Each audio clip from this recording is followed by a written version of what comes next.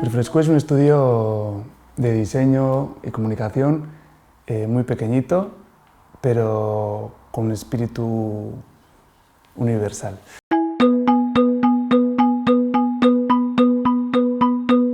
No sé, yo creo que se trata de escuchar, ¿no?, al cliente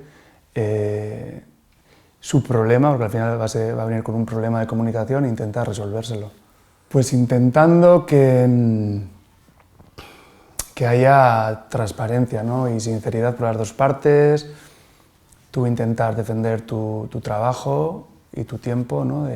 Hay veces que no se ve tu esfuerzo, las horas que dedicamos a las cosas, pero intentar que la otra persona entienda que hay una investigación detrás. El encargo es de las tiendas de ropa Serie B que están en Bilbao. Tienen un escaparate, ¿no?, es como un espacio expositivo donde poder intervenir.